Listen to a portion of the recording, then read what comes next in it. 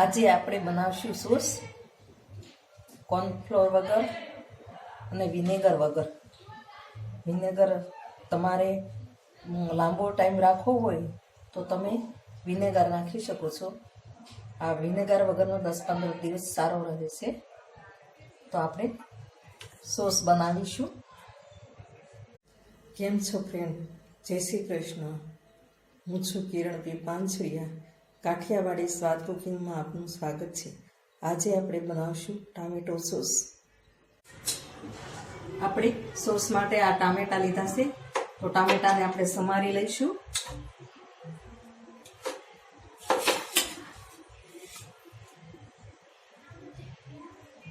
એકદમ લાલ ટામેટા લેવાના છે સોસ માટે. તો આ રીતે બધા ટામેટા સુધારી લઈશું.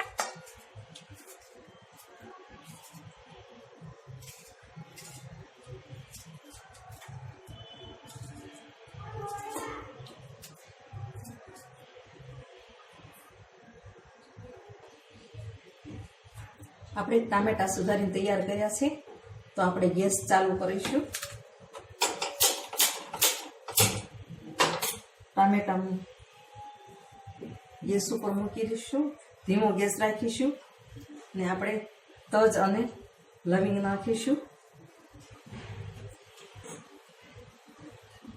આપણે આદુ લીધું છે તે પણ આમાં અંદર જ નાખીશું કટકા કરીને.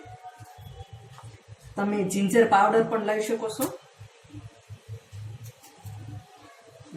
આપણે લાલ મરચું છે એના ટુકડા કરીને નાખીશું.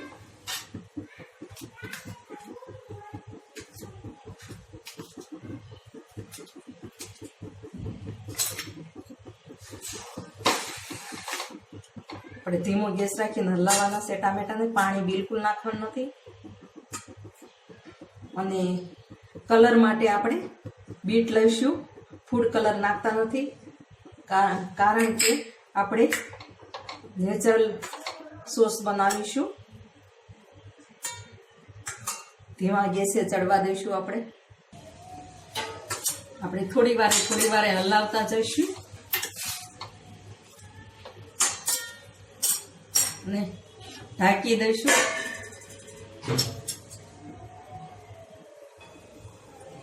આપણે જોઈએ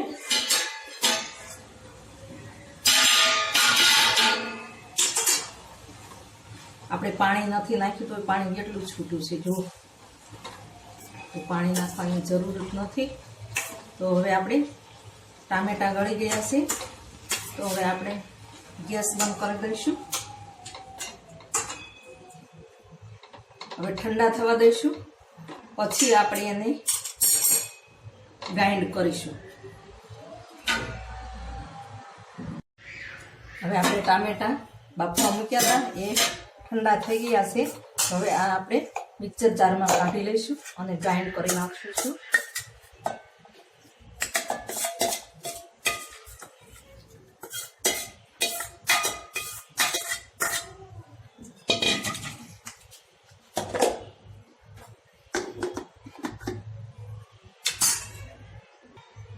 આપણે ગ્રાઇન્ડ થઈને તૈયાર થઈ ગયું છે.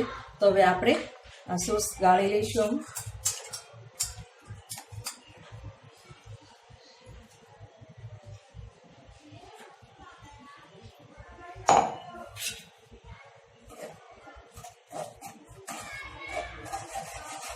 આ રીતે આપણે સોસ ગાળી લઈશું.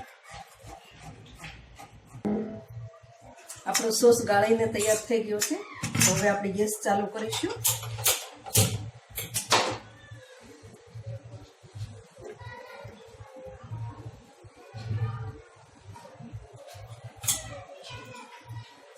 ખાંડ નાખીશું.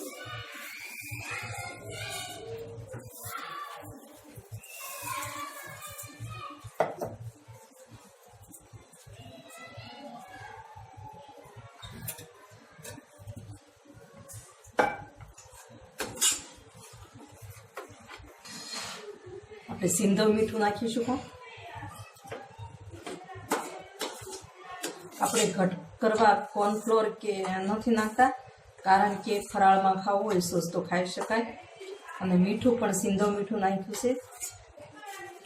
સાદું મીઠું નથી નાખ્યું, જેથી ફરાળમાં સોસ ખાઈ શકાય.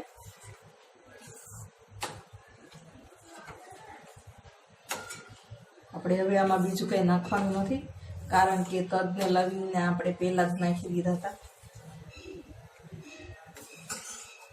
તો 5 મિનિટ આપણે ઉપર આપણું સોસ બનીને તૈયાર છે.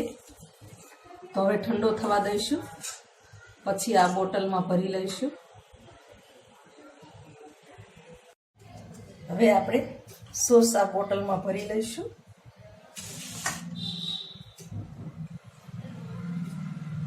આ રીતે આપણે ભરી લઈશું.